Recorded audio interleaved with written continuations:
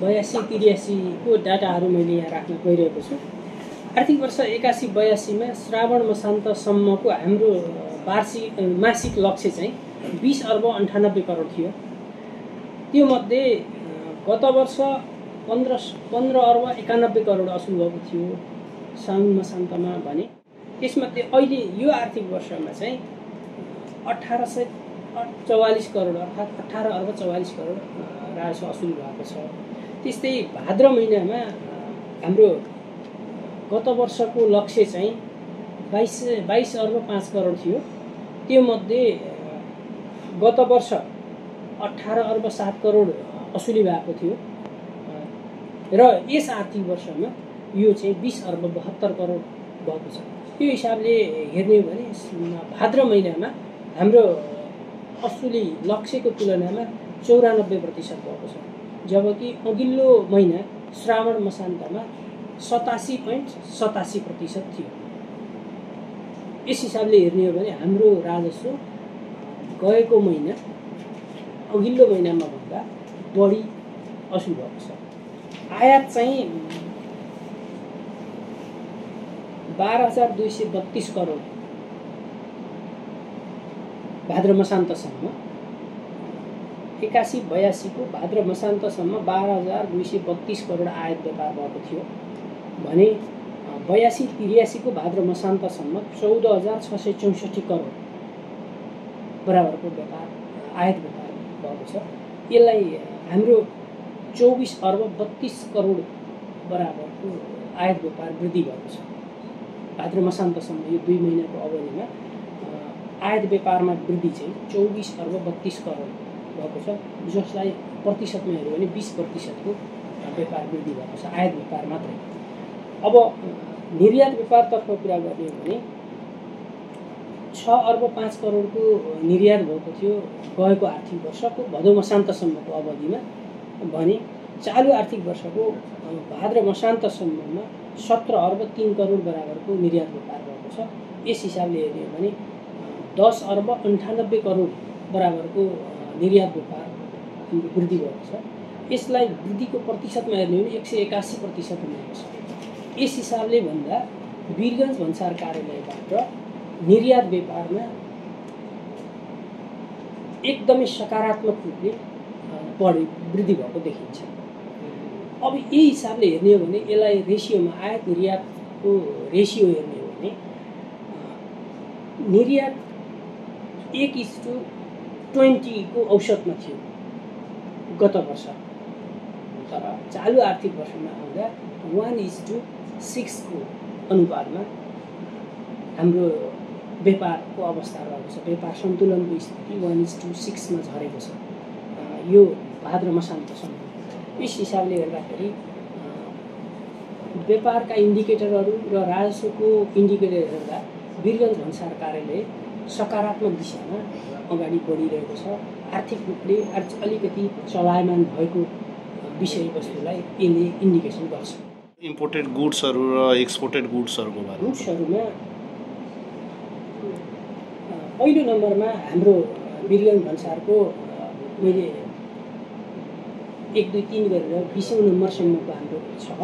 यसमा चाहिँ पहिलो नम्बरमा पेट्रोलियम पदार्थ आउँछ, दोस्रो नम्बरमा फलाम तथा फलामबाट बनेका सामानहरूको आउँछ, तेस्रो नम्बरमा भटमासको कच्चा तेल आउँछ, चौथोमा मेसिनरी तथा पाट पूर्जा, पाँचौँमा मलखाद, छैटौँमा इलेक्ट्रिक मेसिन उपकरण र तिनका पाट पूर्जाहरू आउँछ, सातौँमा यातायातका साधन र तिनका पाट पूर्जाहरू आउँछ, आठौँमा सबै प्रकारका एलोपेथिक औषधिहरू, नौमा सबै प्रकारका कपडाहरू, 10मा प्लास्टिकका कच्चा पदार्थ सामानहरू, 11औं नम्बरमा चाहिँ सबै प्रकारका खाद्यान्नहरू, 12मा कोइला आउँछ हाम्रो, 13मा मसलाजन्य मालवस्तुहरू, 14औं नम्बरमा कच्चा पाम तेल आएको छ पाम आयल, 15औं नम्बरमा सूर्यमुखीको तेल, 16औंमा पशु आहारको कच्चा पदार्थ, 17औं नम्बरमा अन्य लुब्रिकेन्ट्स आयलहरू, त्यस्तै 18औं नम्बरमा श्रृङ्गारका सामानहरू, 19औं नम्बरमा रङरोगनका सामानहरू, रङरोगनका पदार्थहरू र 20औं नम्बरमा हल्का पेय पदार्थ मदिराजन्य सामग्रीहरू यसरी 20 नम्बरसम्मका हाम्रा आयात भएका मालवस्तुहरू यस्ता रहेका छन्। हजुर एक्सपोर्टेड गुड्सहरूमा एक्सपोर्टेड गुड्सहरूमा निर्यातमा चाहिँ भटमासको तेल, प्रशोधित तेल, फलफुलको जुस लिटरमा, सूर्यमुखीको प्रशोधित तेल, प्रशोधित पाम आयल, विभिन्न किसिमका कपडाहरू, सिन्थेटिक यार्ड, च्यवनप्राश आयुर्वेदिक औषधि, पशु आहारको कच्चा पदार्थ, पिना चोकर बुस, सवारी साधन डोजर एक्सका निर्यात मूल्यमा देखाएको रहेछ है। अनि सर अहिले पर डे कति गाडी आइरहेको छ, कति गाडी गइरहेको छ? हाम्रोमा एभरेजमा 800 देखि 1000सम्मको गाडी यहाँबाट निस्किन्छ प्रतिदिन 800 देखि 1000सम्म सवारी साधनहरू भित्रिन्छ, ठुला साना। अनि एक्जिट कति हुन्छ? एक्जिट पनि त्यही रेसियो 1400-1500 कन्टेनर छन् हाम्रो ब्याडमा। त्यति होला। दसैँको पूर्व सन्ध्यामा भनेको तयारी कपडाहरू आएको होला, मदिराजन्य सवारी साधन, मदिराजन्य सामग्रीहरू आएको छ।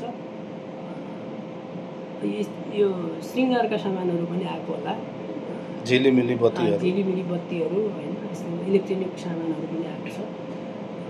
यिनी कच्चा पदार्थहरू चामल आएको छ, मैदा आएको छ होइन, अब फलफुलै आएको छ, अब त्यो धेरै आएको छ।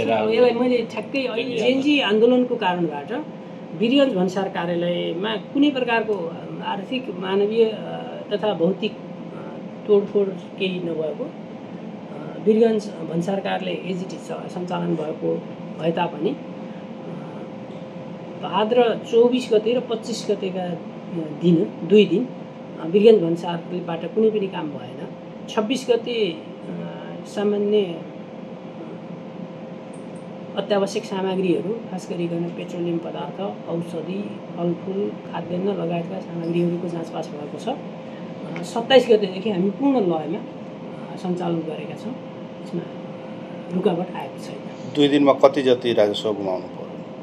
राजस्व गुमेकै त नहोला, यहाँ रोकिएर बसेका सामग्रीहरू अर्को दिन गइहाल्छन्, तर एभरेजमा हाम्रो 72 करोड बराबरको राजस्व आम्दानी गर्नुपर्ने गरी हाम्रो लक्ष्य तोकिएको छ।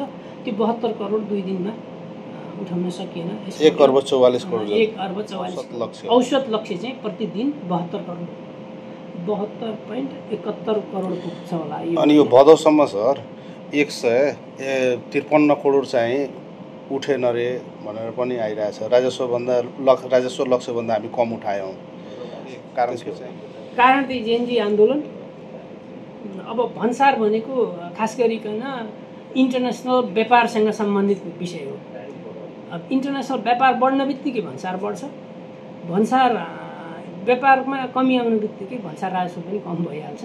त्यो हिसाबले कम भएको हो र 2 दिन चाहिँ जेएनजी आन्दोलनको कारणले पनि हामी भन्सारको काम गर्न पाएनौँ, त्यो हिसाबले पनि घटेको हुनसक्छ।